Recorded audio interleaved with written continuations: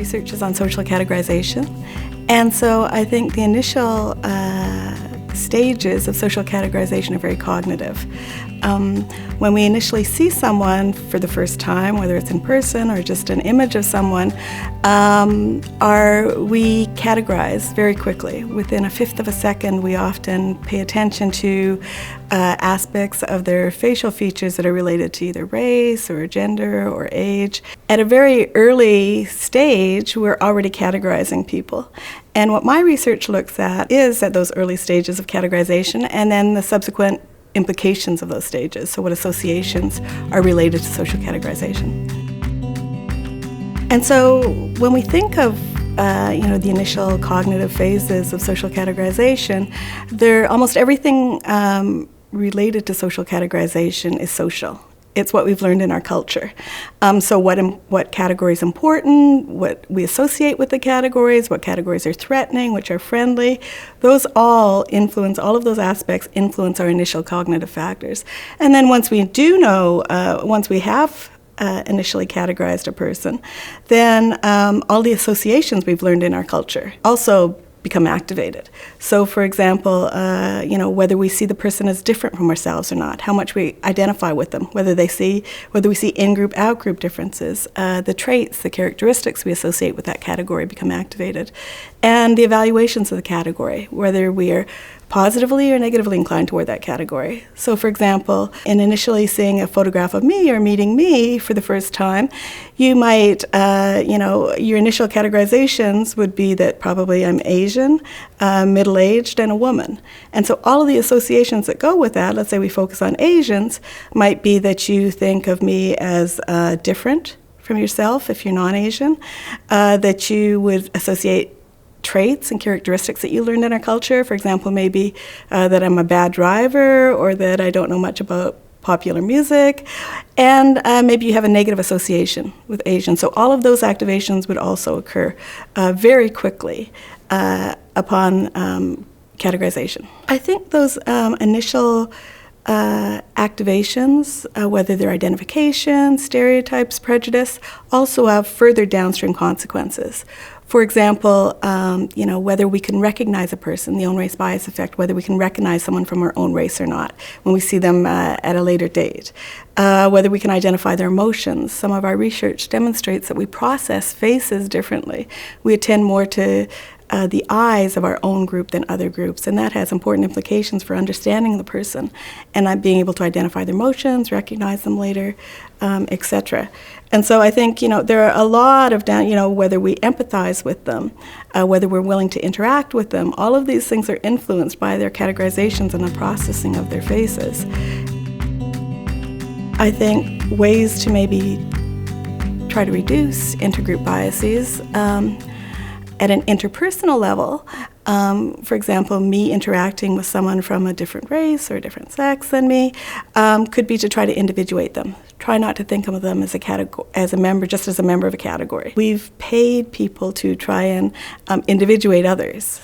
And we know, if I'll give you 25 cents if you individuate this person, and then later down the road you can recognize them. And we know then they spontaneously process the face differently. They attend more to the eyes and features that tell them more about the individual person rather than focusing on categorical features. And that focusing and attending to different facial features has really important implications. If I tell you that a person is more similar to you, let's say I give you a personality test, and then I show people who are, only 25% like you, or responded 25% on the test the same as you have, or 50% or 75% or 100%, we know that depending on how similar you think that person is, you'll individuate them more or less. Right? The more similar they are to you, the more you'll individuate them and process them differently. Or if they've done something that's really trustworthy, right? So they've, let's say you have to split up money and $9, and they give you $5 and only keep $4 themselves.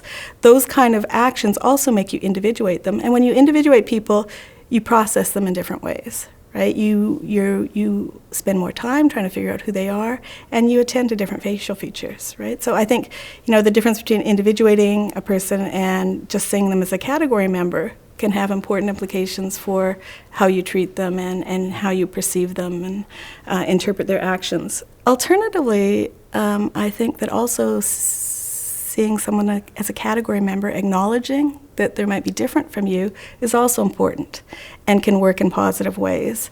So some of the research we've been recently doing has been on colorblindness, where people are try to ignore the race of others or try not to acknowledge that a person is of a different race.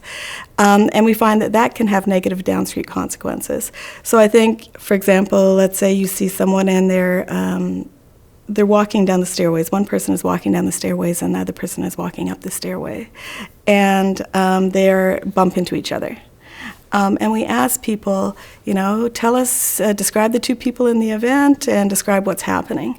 If it's an event with a black and a white person, most people will not acknowledge race. Less than about 20% will actually say, there's one black person, one white person, they're walking up and down the stairs and they bump. But about 50% will acknowledge the conflict, right? That there's a bump happening, that they're knocking into each other. When it's two white people, we also get about 20% who describe the race of the person. There's two white guys, but only 20% acknowledge any kind of conflict. So even though they're acting in colorblind ways, suggesting that they don't see race and they don't, they're not labeling these people, their downstream consequences demonstrate that there are. They're describing much more conflict when it's a black and a white actor than when it's two white actors. And so by not acknowledging that, I think it has the danger of not understanding diversity and appreciating diversity and the different perspectives that people from different races and genders and sexes have. At one level, I think it's really important to try and see people as individuals, but I think at the same time, it's also important to acknowledge that they might have different perspectives because of their race, because of their sex. And so, often in social psychology, we've thought of these as really distinct processes. You either individuate someone or you see them as a category member. And some of our recent research suggests that people can actually do both. You can see a person both as an individual and as a category member. And I think, to some extent, that could improve both interpersonal relations between people, but also intergroup relations.